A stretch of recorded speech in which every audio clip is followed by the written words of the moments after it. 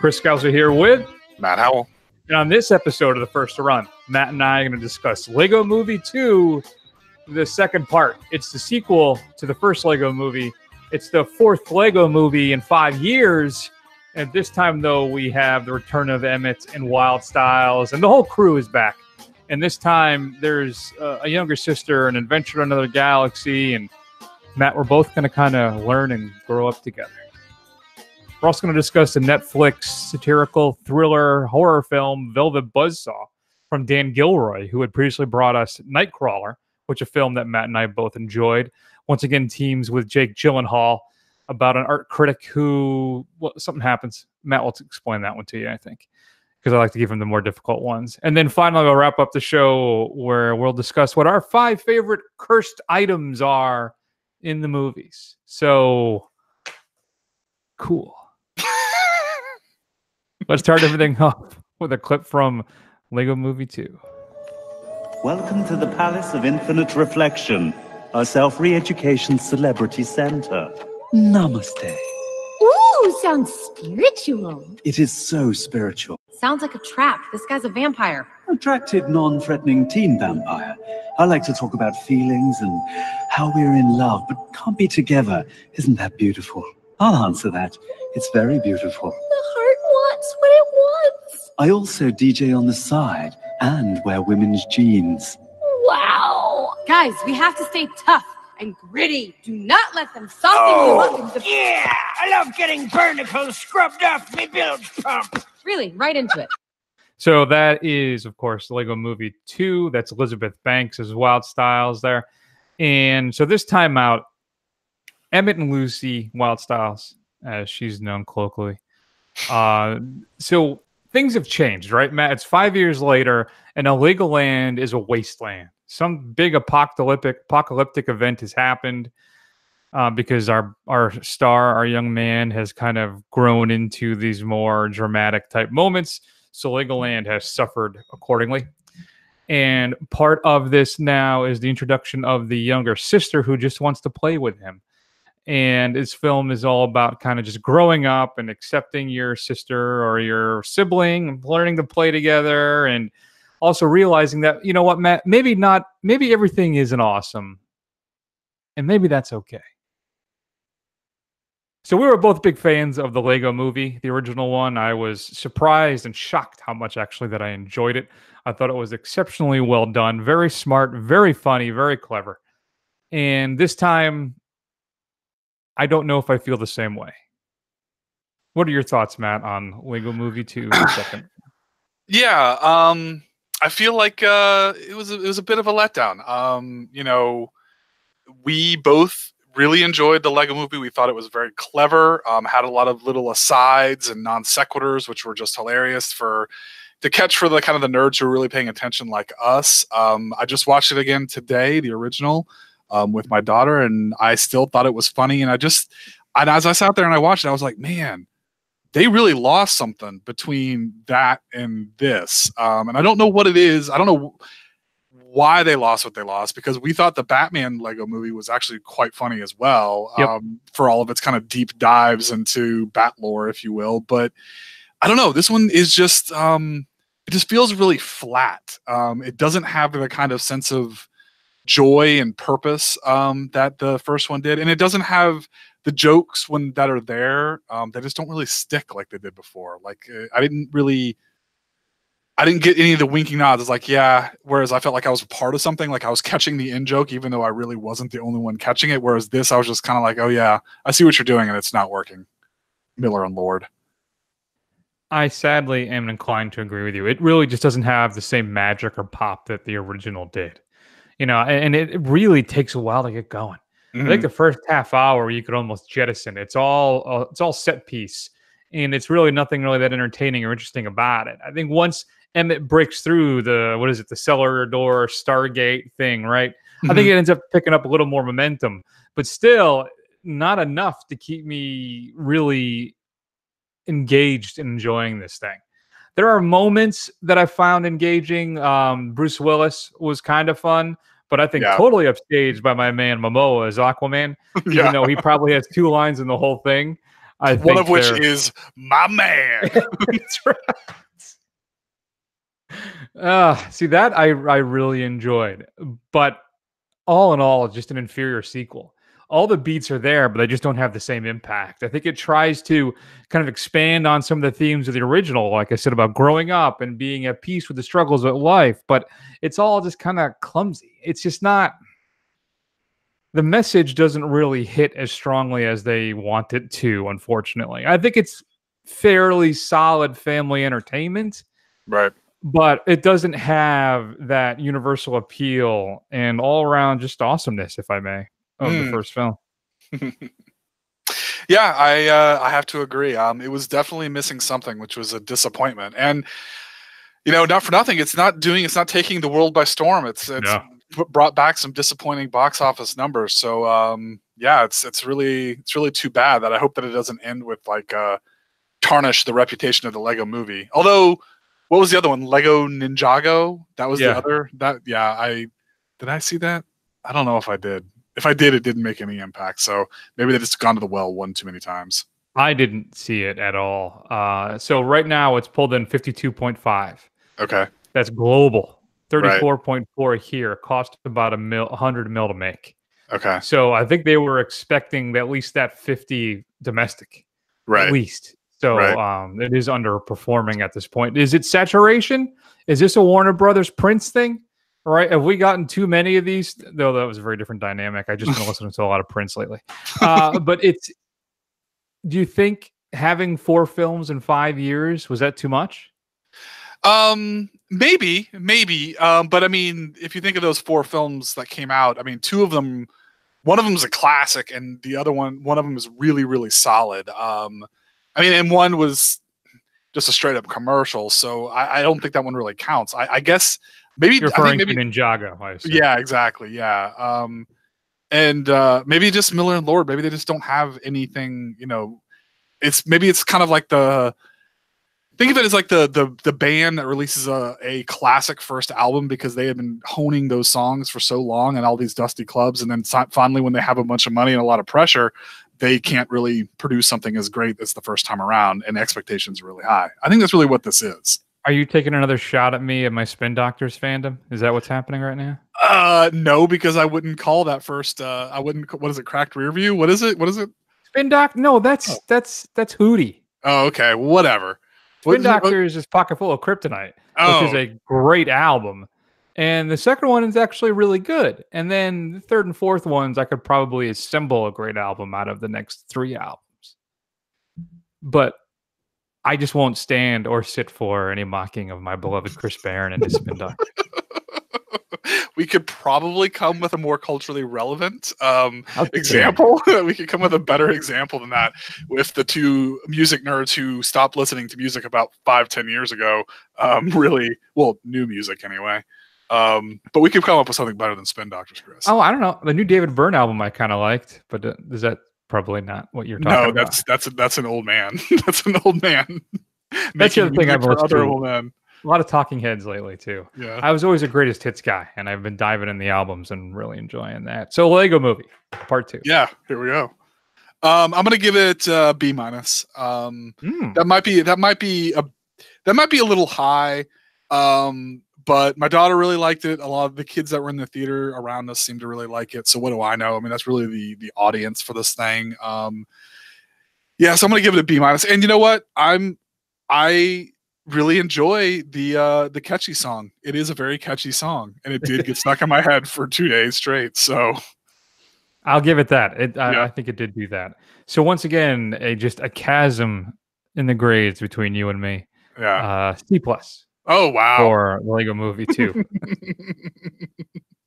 I mean, guys, can you appreciate how much we put aside our differences to do this podcast together? Because we just don't have the same tastes. No, we don't. It is challenging. So if you've had a chance to see Lego Movie 2, we'd love to hear your thoughts. Shoot us an email at feedback@thefirstrun.com. As always, I am keen to hear from you. Coming up on Blu-ray and DVD this upcoming Tuesday, that's February 12th. There is a film that seems to be a strong contender for Best Picture, and it kills me to say this. but that would be a tragic mistake if that were to happen. But it's coming out on Blu-ray and DVD Tuesday. Here's a clip. And enjoyed the show. Thanks, man. Thank you. I've been following you for a while, actually. Smile. Makes sense for a dental student. And you're astrophysics, aren't you? Yeah. Makes you the clever one. Yeah, I suppose it does, yeah. I study design here. Oh, yeah? Yeah. Also, write songs. Might be of interest to you. Just a bit of fun, really. You're 5 minutes too late. Our lead singer just quit. Well, then you'll need someone new. Any ideas? What about me? What about me? What Rami about Malek you? is Freddie Mercury in Bryan Singer's Bohemian Rhapsody. Coming up on Tuesday, February 12th. If you buy it from Best Buy Met, you get a steel book. Target gives you a book of about 24 pages of behind-the-scenes photos and a bunch of other stuff. Includes the complete Live Aid movie performance not seen in theaters. So I know some people may think that you got the full Live Aid show that they recreated there, but they didn't. They did edit that. And the full filmed version of that, again, the movie version, not the actual footage, is included in the 4K release. So if you want to see what that turned out to be, there's a big chance. There's also a featurette on Rami Malek becoming Freddie and a couple other featurettes. I'm really torn about this because my Queen fandom, I feel like this is a good like Shawshank type thing where I can just put it on in the background and kind of dip in and out of it and kind of enjoy it. I don't know. I think that might be giving it too much credit, to be quite honest with you. I think it's because I'm a Queen fan. And if it's anything, it's a loving homage to the band, even if it gets a bunch of stuff wrong. It's Well, still, and maybe it's driving people to Queen. That's always a good thing. yeah, I'll definitely take that. Jason Reitman's The Front Runner, his somewhat fictionalized take on the true story of Gary Hart, starring Hugh Jackman, is coming out. Includes a commentary by Reitman, some deleted scenes, and a making of featurette. Tyler Perry returns in Nobody's Fool, starring Tiffany Haddish, about a woman who gets released from prison and reunites with her sister and then discovers she's in an online relationship that she may be being catfished. Includes a gag reel, some deleted and extended and alternate scenes, and a bunch of other featurettes. The film Willem Dafoe has been nominated for an Oscar for. His performance as Vincent van Gogh in At Eternity's Gate is being released as well. I think I'd like to check that out. I'm always up for some Dafoe. And I'd like to check it up ahead of time before the Oscars. Yeah, very true. The Happy Prince, the untold story of the last days and tragic times of Oscar Wilde, written, directed, and starring Rupert Everett as Oscar Wilde, is being released as well. If you're a fan of Rupert, you can check that out. And there's a movie of his that has never come out on Blu-ray, Cemetery Man. Have you ever seen that? Michel Sauvé? No, I haven't. It's a great little horror film, and it's just only available on DVD, which may even be out of print at this point. Criterion, on your new to Blu-ray segment, you're going to get All That Heaven Allows, which is the heartbreakingly beautiful indictment of 1950s America mores by Douglas Sirk, as he follows the blossoming love between a well-off suburban widow, played by Jane Wyman, and her handsome, earthy young gardener, Rock Hudson. Includes a new 2K digital restoration, audio commentary featuring John Mercer, who co-wrote Melodrama, Genre, Style, Sensibility, and also film scholar Tamar Jeffers McDonald. Rock Hudson's Home Movies, which includes a groundbreaking essay film about the actor by Mike Rappaport. Excuse me, that's Mark Rappaport. But Criterion is also giving us Berlin, Alexanderplatz, which is Rainer Werner Fassbender's 15-hour film based on, I guess maybe it should be more of a series, based on Alfred Doblin's great modernist novel. Includes a brand new high-definition digital restoration of the film, 2 documentaries as well, a ported over older 1980s documentary, and some older interviews. Shout Factory is releasing the 25th anniversary edition of 4 Weddings and a Funeral, featuring a brand new 4K remaster of the original camera negative, as well as a new interview featurette about the film. Includes some old ported over extras, documentary about the wedding planners, some other featurettes, and some deleted scenes. Sony is releasing a film that has been out of print, Matt, for a very long time. You could buy it digitally, and typically for about $5, which is what I did about a month ago on iTunes. But Fright Night, the original vampire classic, written and directed by Tom Holland, is being released on Blu-ray finally again. You haven't been able to get this thing for a very long time. So I'm glad to see it's being re-released. Aeromet is releasing, for me, the first J horror film that I ever saw. That started my love of the genre. Do you know which one that is? Juan? No. Ringu. Nope. Okay. I'll just tell you. Just tell me. We could be all here all night. It's the romantic tale of a... Oh, wait. Audition. Yes, it is. A recently widowed man. Yes. Oh, God, Audition. That's such a good movie. So it's a brand new 2K restoration from the original Vault Elements.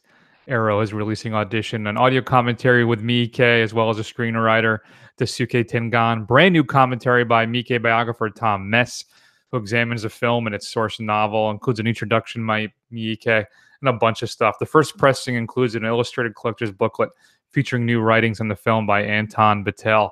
But if you have not seen Audition, it is a fantastic, horrifying film. Because what it does is it lures you in with the drama, and then it just punches you in the gut about a little more than about halfway through, and you're just holding on for dear life for the rest of that film. I have this on DVD. Do I have it on Blu-ray? I may. I don't know. But Arrow is churning out a fine product here, so it may be worth the upgrade. They're also releasing Horror Express, featuring Peter Cushing and Christopher Lee. They reunite for this tale of mad monks, primitive humanoids, and bloodthirsty zombies set aboard a train bound for Moscow. I apologize to tell you this is not a terribly good film. But the previous release of this on Blu-ray was horrific. The transfer looked like a VHS copy. That's how bad it was. But now there's a brand new 2K restoration of the film. So if you're a Horror Express fan, it looks like this is the version to get. The Thing from Another World is being released, which of course is the original film that John Carpenter's classic The Thing was based on. Mm-hmm. It is a Warner archive film that is exclusive to Amazon, at least for a little while, and it features a brand new remaster of the film. Synapse is releasing a steelbook of Popcorn, the 80s thriller about a bunch of film students who plan an all-night horror film festival, and then things go horribly awry. Features an all-new 2K scan, I should say, of the archival 35mm interpositive. A new 7.1 surround mix supervised by Synapse Films. Also includes the original 2.0 stereo, if you're a purist. An all-new 5.1 surround mix, an audio commentary, and some other featurettes as well. There's a lot here today, folks. We're trying to get through them. Scream Factory is releasing the late 80s, early 90s horror film Valentine, starring Denise Richards and David Boreanaz. It includes a brand new 2K remaster of the film, a new audio commentary with the director, as well as filmmaker Don Coscarelli, and about 5 or 6 other new featurettes on the making of the film, as well as the previous audio commentary from the prior release. There's some deleted scenes, including some extended death scenes and a hidden Easter egg. The Poison Ivy collection that is finally being released. You can get all the films. I didn't know there were 4. I knew 3. There's the original with Drew Barrymore. Then there's the Alyssa Milano version, one with Jamie Presley, and then I don't know of the 4th one. But here it is. All films include the R-rated and unrated versions, except for Part 4, The Secret Society, which only includes an unrated version. And the original film, Drew Barrymore one, includes a brand new audio commentary by the co-writer and director, Kat Shea. But it's only available on the theatrical version. You're probably really familiar with that Alyssa Milano one, aren't you? I don't know what you're talking about. Straight to DVD pick of the week is going to be Purgatory Road.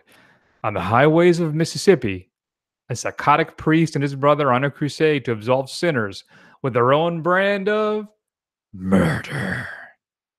Matt, what should we be streaming this week? All right, so I'm going to recommend a film that's nominated for Best Animated Film for an Oscar.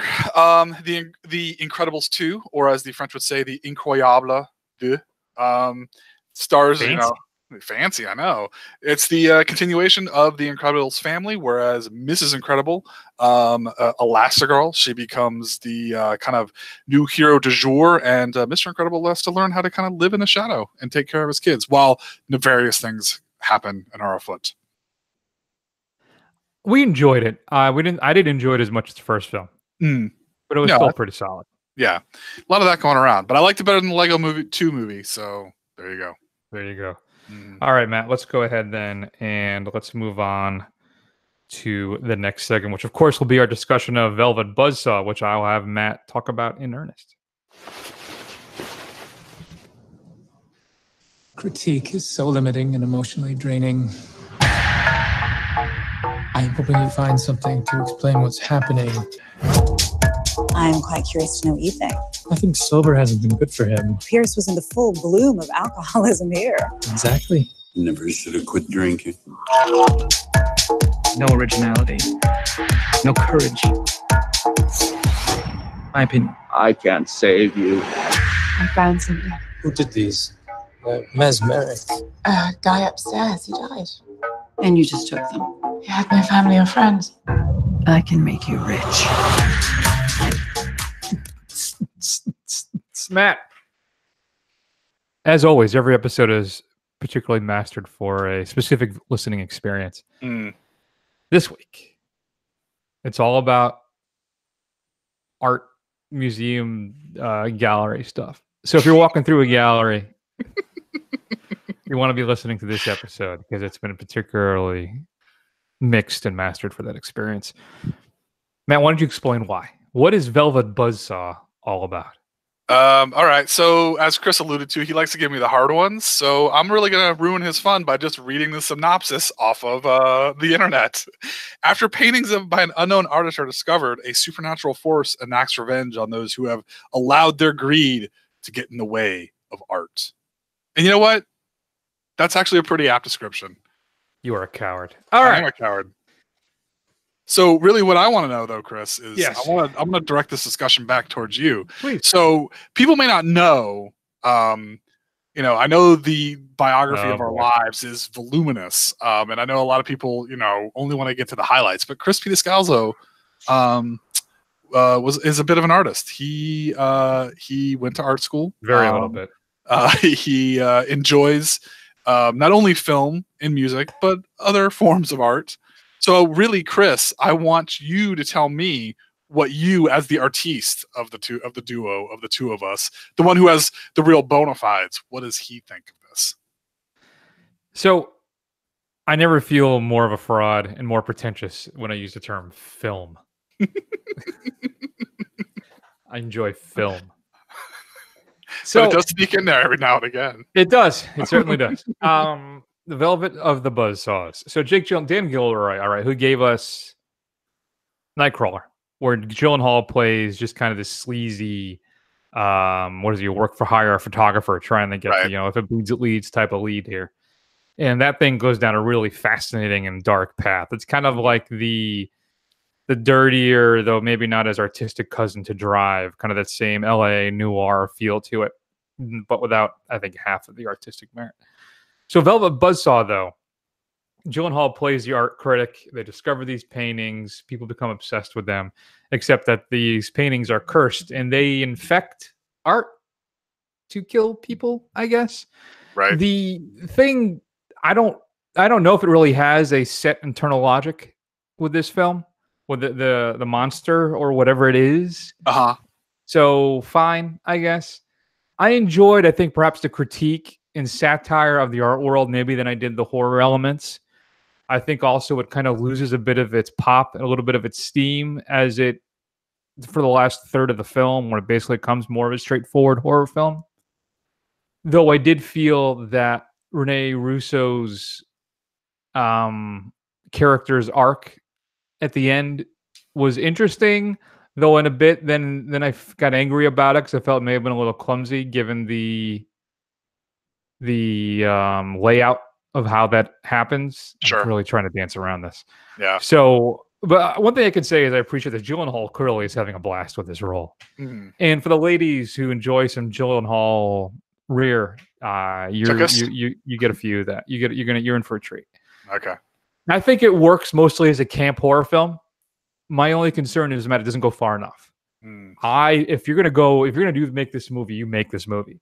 Like if you can give vintage 1970s Argento this thing, I think he would have eaten this thing alive and he would have made an incredibly terrifying and visually stunning film. It's just a little too reserved for me.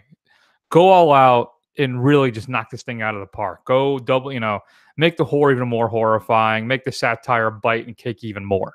I enjoyed it. At the end of it, I was like, oh, that was pretty interesting. I think I like that. But I just wished for a little more. What were your thoughts?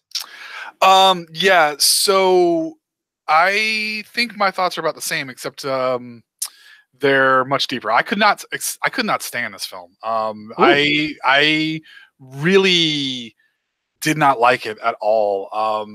It's just dull. And that is just the worst thing you can say about a horror film. It is just incredibly boring. I can see what they're trying to do. They're trying to kind of give you this satire send-up of the art world. Yeah. And it's kind of like within the first 10 minutes, it's like, Jesus Christ, I get it.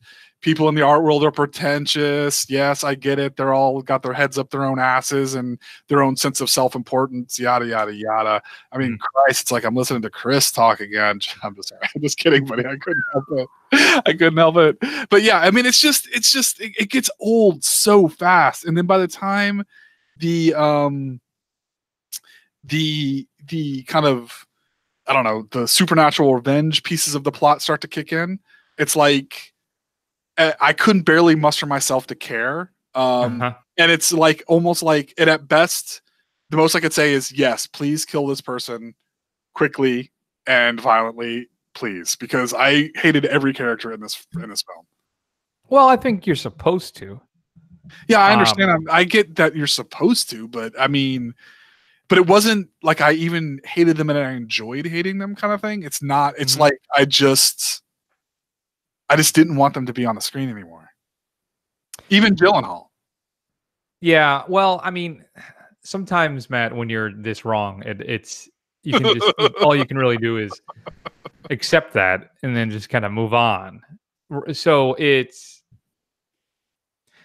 interesting because I feel like you and I got the exact same experience, but had different levels of appreciation for it. Mm-hmm. The reason I like the fact about how like the characters were all kind of just horrible people that really serve no, purpose outside of illustrating their own pretensions. But there's something about it that I just kind of ate all up. I really kind of enjoyed that. You know what? I know I kind of gave you a low blow earlier in this talk, but now I take it back because I'm just remembering how many times that you just flat out told me that I'm wrong and that my opinion is wrong in the years that we've been on this show, and proceed to lecture me on why I'm wrong. So I take it back. Well, it's so rare now that we disagree on stuff, so I really got to go for it. That's true. Got to go for the jugular. You hack. Yeah, I know. It doesn't hack. We know that. I'm the people. I'm the people. That's true. You are the people's critic. Mm-hmm. So that's disappointing. Listen, I'm not going to sit here and defend this thing. Like I said, it's not great. There's enough for me that I enjoy the camp. Like I said, it's a great little fun camp. Let me retract that. Great. It's a camp horror film that I enjoyed. All right. As I said, I wish it could have gone more. Gone deeper, gone more for it, but there's enough there. Now there's a whole subplot kind of with Malkovich, which is also seems to really go nowhere. Right. I don't know, right. But yeah, fine. I've been going back and forth on this. I have this as a B- and a C+, and I'm just going to go with my initial gut, which was a B-. So there you are. Okay.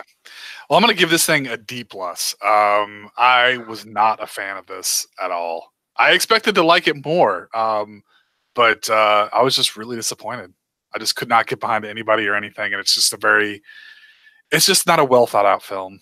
I think this could have used some more time in the oven. Not even like Hobo Man? That was kind of creepy. Yeah, Hobo Man was creepy. I get it, but by that point, I'd just been worn down against the millstone of what this film was trying to tell me. Fine. Fair enough. If you've had a chance to see the movie Velvet Buzzsaw, shoot us an email at feedback@thefirstrun.com. I'm not convinced if I came back to you in a week, I say, yeah, this is a C film. But right now, I still have this weird thing where I kind of enjoyed it. So, okay. Feedback@thefirstrun.com. Coming up, I'm going to do a Mario voice. Hey, it's going to be the cursed objects. Did I tell you I found out I'm not really Italian at all? We'll save that. Yeah, you did tell me that. Yes. No. Yeah. Very upsetting. My wife is probably going to divorce me now. False pretenses. So we're going to talk about our 5 favorite cursed objects, Matt. And here's a film for me that just didn't make the cut.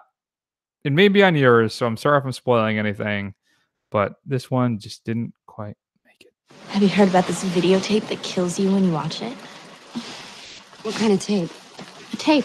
A regular tape. People rent it, I don't know.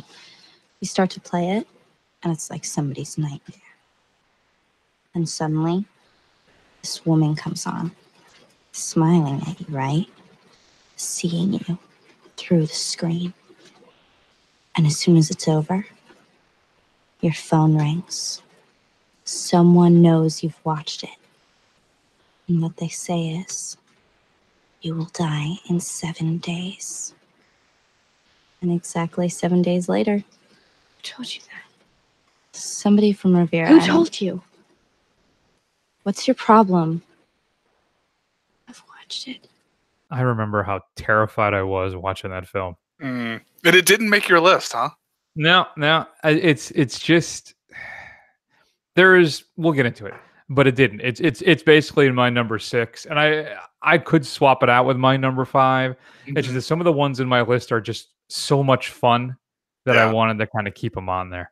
So that, of course, is a clip from The Ring, the original film. Well, the original American version, I should say. I never saw Rings, which I think is on Amazon Prime streaming. Yeah, so I heard it is not good at all. But, yeah, that was a lightning in a bottle type of film. It certainly was. Yeah. So I'll go first, I guess, Matt. We'll give you the ultimate number 1, all right? Sure. So my number 5 is the Zuni doll from the Trilogy of Terror, the short Amelia. So if you're not familiar with Trilogy of Terror, it is this is going to blow your mind if you've seen it and you didn't know this. It was a TV movie, all right? And this is the one with the little Aborigine warrior doll who stalks and tries to kill Karen Black.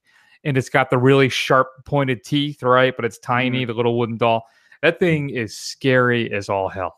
And it is one of my all-time favorite possessed items. If you haven't seen Trilogy of Terror, it's solid, but the Amelia Zuni doll one is a classic.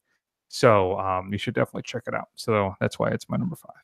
Okay, that's a good one. Yeah, that's a classic little image. I remember seeing that little creepy thing on the box many a times walking through video stores in the 1980s and 90s. There you go. All right, so my number 5 is a bit of a layup. It's the Ouija board from Ouija, The Origin of Evil. Now, I'm not the first one. Not the first one at all, because the first one is not a good film. But as longtime listeners of the show will hear, the second film is a lot better than it really has any right to be. And it creeped me the hell out. And it really just reinforced that while I don't believe in spirits and I don't believe in afterlife or anything like that, I'm still not going to tempt fate and mess with the Ouija board just in case, because I don't want a kind of black-eyed, lanky demon thing with yellow eyes coming and sucking my soul out. Been there, man. Not cool. Not cool. Yeah, I'm glad you got over that. Thank you. Feeling much better. My number 4. Now, I had to get a doll on here in some way. Okay. There are so many possessed or cursed dolls. You got your Chuckies, you got your Annabelles, right? But for me, there's a purity in Stuart Gordon's 1987 film Dolls that I think I had to recognize it. Okay. So if you're not familiar with Dolls, it's this peak great 80s horror. A group of people kind of end up getting stuck at this elderly couple's house overnight because of a bad storm. And it turns out that the couple are a wizard and a witch, and they from time to time, they have guests end up staying with them. And if you're a good person, you know what, they let you go. But if you're not, they turn you into a little demon doll. And then you now are a toy for the rest of your life. But this thing is creepy as all heck, but it's still a lot of fun. So I connected with dolls late in life. I remember I saw bits and pieces of it when I was younger, but I didn't really see the full thing up until about 7-8 years ago. And I just fell in love with it. So that's my number 4. It's those damn dolls from Stuart Gordon's Dolls. There you go. Oh, another good one too is that Dead Silence. That's puppets though. That's a little different. So go ahead. All right. So my number 4 is what we heard the clip from. Is The Ring, the videotape from The Ring. You watch the tape, and then you get a phone call. You hear a creepy little girl whisper 7 days, and then you're dead within 7 days. Now, this is a tense little film, and I tell you, it has one of the most effective non-gory jump scares that I think I've ever seen, where they show the brief aftermath of one of the victims. It's just a couple frames flashed on screen, and that still is something that I remember to this day. From the scene we just heard, correct? Right, just afterwards, yes, Yeah. the aftermath of that scene.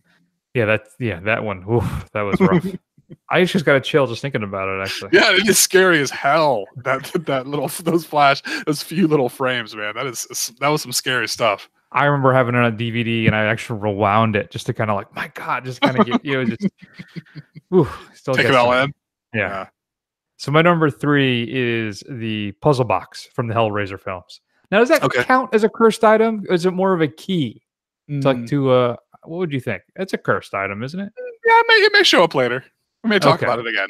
Fair enough. So it's the puzzle box from the Hellraiser films. So what happens is you can play with it, and then if you open it up, do the right combination of things, then the Cenobites show up, and then they have such pleasures to show you. And I won't get too much into it because it sounds like it may come up a little bit. But the original film is just Clive Barker wrote and directed it. And it is just very disturbing. And the second one, though I don't know if it's as good, I haven't seen it in a long time. I've seen the original a couple times now in the last 10, 15 years. But the second one I watched, I had to turn it off. It was creeped me out so much. I had to turn it off, turn on all the lights in the house. Because I think I saw it when I was a kid. I may have been like 13, maybe 12. Okay. And there's that scene where the guy is sitting on the mattress and he thinks he has bugs crawling all over him. And then the doctor hands him the razor. Yeah. And I couldn't handle it. And I had to stop, and I'm like, give myself a good 5 Mississippi. And then keep it going once all the lights are on. But still, for me, the puzzle box is my number 3 cursed item. All right. So my number 3 is the cherry red 1958 Plymouth Fury from Christine. Possessed car who is also very jealous. It's possessed and possessive. Basically, a small town nerd buys the car, and I guess it's supposed to be the late 60s or 70s or something like that. And it basically consumes him. He starts to actually literally love the car, but the car is possessed by an evil spirit, and it basically not only kills everyone who torments him in school, but also jealously tries to kill his girlfriends and anybody else he's interested in. So my number 3 is Christine. And you know what? I still remember my father watching this film in the living room, and I came in, and I was probably like 7 or 8 years old. And it was the scene where the kind of pudgy bully gets chased down that narrow alley, and then it squishes in to get him, and it slowly crushes him to death. That was very traumatic for me as a 7-year-old. So I will always have a fond place in my heart for not a great movie, but an 80s fun movie. Yeah, I picked that up on Blu-ray. I've never seen the whole thing from start to finish. I've seen pieces of it over the years, but not once from A to B. But I own it. So at some point, I'm sure I'll catch up with it. I think we could say that about a lot of films. You'd be like, I've never seen it. I own it, but I've never seen the whole thing. Well, that's that feature I was trying to do for a while, and I'm determined to get back into it, which is the Great Unwatched, right? Which I did the Bloody Moon on, and I have the script written for the next one. I just haven't had time to record it. Okay. Which is the first film in the Lone Wolf and Cub series. Oh, okay. I bought that from Criterion, and I watched the first one. So it's written. I just haven't recorded it yet. There you go. My number 2 is the Necronomicon, the Book of the Dead from the Evil Dead series. It is bound in human flesh, Matt, and written in blood.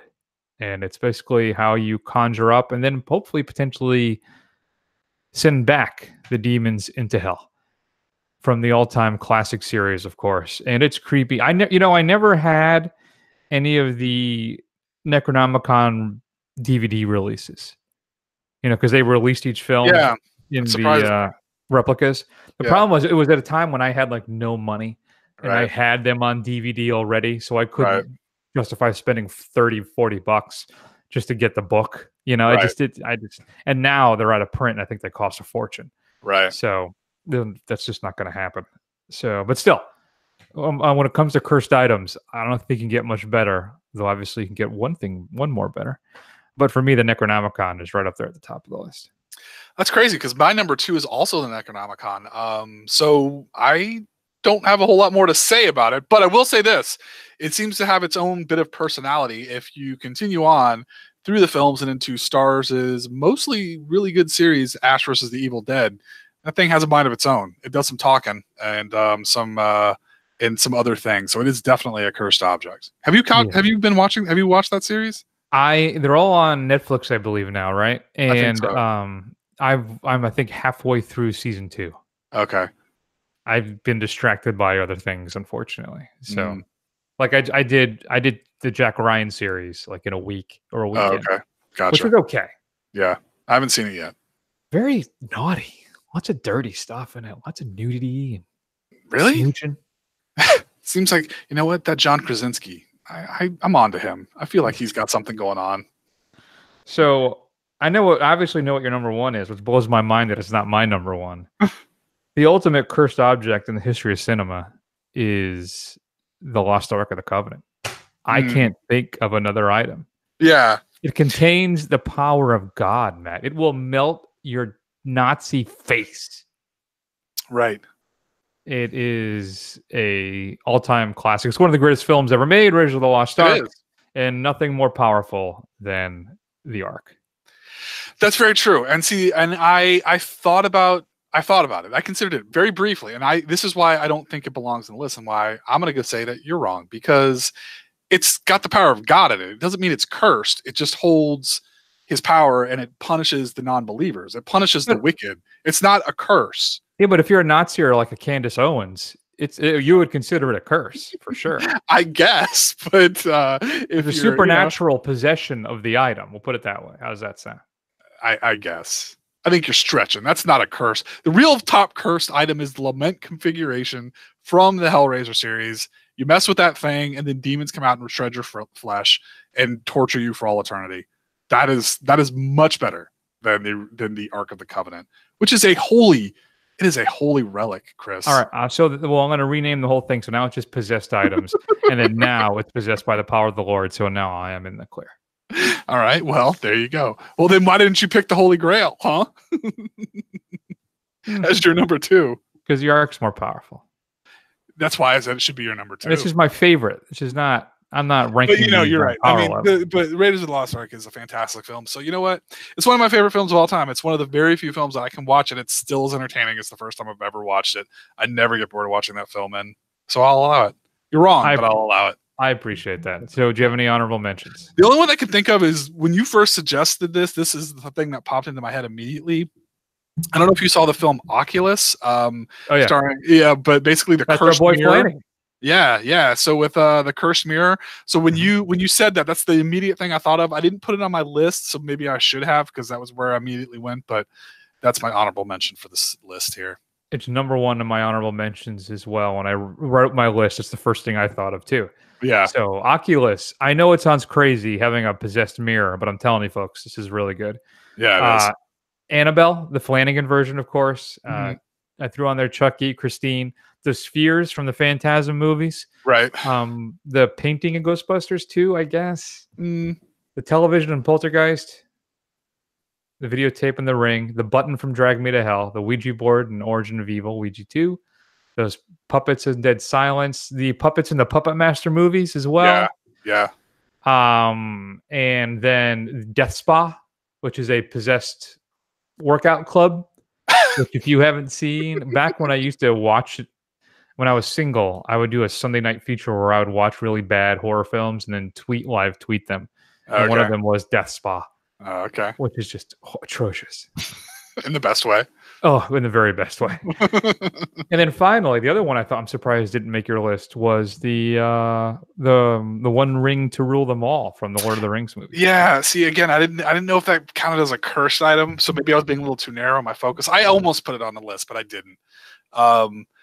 Was there anything with a cursed item in either of the Creepshow films? When you brought up the Trilogy of Terror, I've been trying to rack my brain if there was anything that was cursed in any of the creep show vignettes. I don't know if the Native American statue, the wooden Indian thing counts. Yeah, maybe. I guess. It did come to life and hack a guy to death, that's for sure. Yeah, I can't really think of anything else now. Yeah, no. Good times. Did we miss any? What are yours? Shoot us an email at feedback@thefirstrun.com. We'd love to hear from you. So next week, Matt, we're not 100% sure. We may be doing The Prodigy and Cold Pursuit. Maybe just a Prodigy. Maybe, I don't know. It's fun, right? Either way, it'll be entertaining. You'll enjoy it. Probably. In the meantime, as always, shoot us an email at thefirstrun.com. Check us out on Instagram, Twitter, YouTube, Facebook. Just do a search for The First Run. Scroll. You will eventually find us. You can go to YouTube and watch the live recordings of the show. So go ahead and subscribe there. At some point, I swear to you, I'm going to post that second video in the Great Unwatched series. And I have some other ideas for the YouTube channel I want to do too, Matt, but we'll keep those under wraps because there's no point in telling it to you since I can never seem to get to anything. But you get about 45 minutes to an hour of free content every week. So no complaining. Though I do still love you. Go over to Apple Podcasts and give us a review. That's how other people are going to find the show. I will read that review on the air, no matter how good it is. And that's it, Matt. So why don't we go ahead and take an extended break? I think you're really going to enjoy the stinger this week. When I found it, it's a classic.